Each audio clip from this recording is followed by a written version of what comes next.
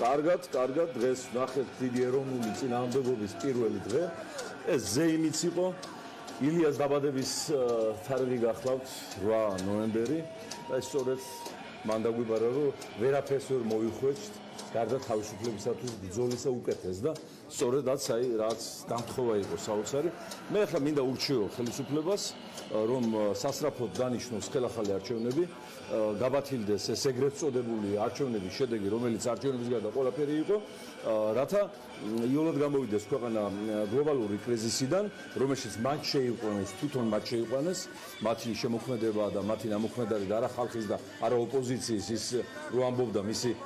სპიკერი, მისი ლევიტანი, თუმცა ლევიტანი დონე იყო ობახიძე, რომ ოპოზიციამ თვითონ გააღალბა არჩევნები, ახლა ესეთი ფანტაზიის უნარი მართლაც საჭიროებს სამედიცინო დახმარებას. პოლიტიკური ლიდერები ყოველდღე იდგებით ცენტრალური საარჩევნო კომისიის წინ, სადაც ახლა არა მარტო ცენტრალური საარჩევნო კომისიის წინ, არამედ პარლამენტის წინ, კანცელარიის წინ, ივანიშვილის აუბედით სასახლესთან აბსოლუტურად წავა პროცესი, რომელსაც მე ვერაფერი და ვერავინ ვეღარ გააჩერებს, რომ შემოგითვალონ, რომ აი ახლა ვაუქცევთ არჩევნებს და არიქა მოვდივართ კომპრომისებზე და სხვადასხვა, შეიძლება ჩვენ თვითონ ვეღარ გავაჩეროთ, ისე ხალხი დამწარებული, ამიტომ სანამ დრო აქვს, სანამ შეიძლება მათი ტყავის გადარჩენა კიდევ დროზე შეიკრიბონ და ეს.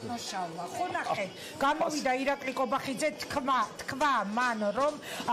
იქ იყო ცოტა ხალხი, რაც იმაზე მეტყოლებს, რომ საქართველოს მოსახლეობა არის ძალიან აი ასეთი განცხადებები იწვევს მე რევოლუციებს და სხვას უღარ დააბრალებენ ნებისმიერ ქვეყანაში თუ გინდა რომ რევოლუციური პროცესი შექმნა უნდა აკეთებინო განცხადებები ირაკლი კობახიძეს აი აბსოლუტურად მშვიდ ადამიანს ნეიტრალურს გადაიყვანს ჭკუიდან და გამოაქცევს ქუჩაში ასე რომ ერთგვარ ეს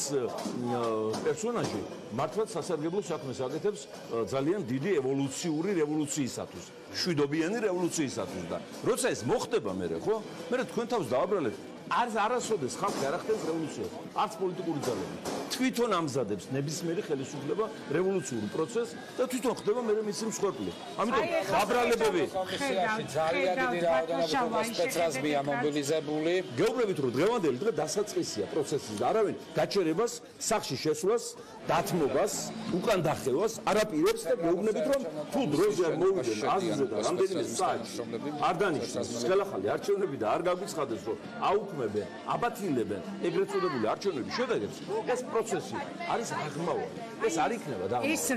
რაზე მიგანიშნე ეკიპირებული სპეცრაზმი აი შეხედეთ კიდევ ჩანს კადრებში ეს პოლიცია და სპეცრაზმი თვითონ მიაყენს იმ თავის ფარებს და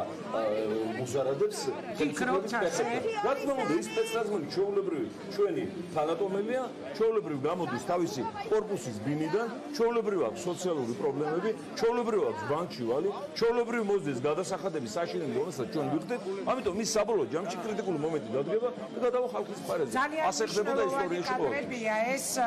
ძალის გამოყენებით ატოვებინებენ ჩვენ ჯგუფს ტერიტორიას იმ ჯგუფს რომელიც ეხა პირდაპირ ეთერში გვაწვდიდა ამ კადრებს TV პირველი იყო ერთადერთი სატელევიზიო არხი რომელმაც მოახერხა ამ კადრების გადაღება თუ როგორ შედიოდნენ ეკიპირებული სპეცრაზმელები და როგორ იყო სავსე ეს ყვითელი ავტობუსები მათი როგორც კი პირველ დღესვე დაიწყე ზალის გამოყენებას ნიშნავს რომ შენ საკუთარ განაჩენზე ხელი გაქვს მოწერილი მე პირდაპირ გეტყვით რა მე ვშიშობ ჩვენი პოლიტიკოსების დასაცავი არ გახდეს ივანიშვილი ეს რომ ჩაუვარდეს გამწარებულ მასას ხელში დაემართება იმაზე უარესი რაც დაემართა ყადაფის აი ცობით ტიკრიტი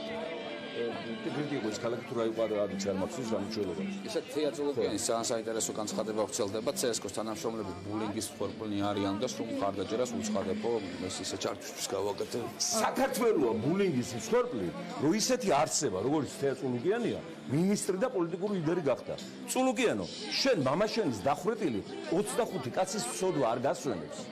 და მოდი წადი სადმე მონაზვნათან რა კელიაში ცოტა განიწმინდა ახლა როგორ გეკადრება გადადის ტრადიციები და ფსიქოლოგია და ხასიათების როგორ განვითარებას ელოდებით აი მითხარით რუსო დუმბაძე ემზადება უკვე ეხლა მამაჩემს 25 დაწყვეტილება დახვრეტია ერთი მაინც გამაჩერდა რასკია ოჯახი ადამიანი ოჯახის საქმე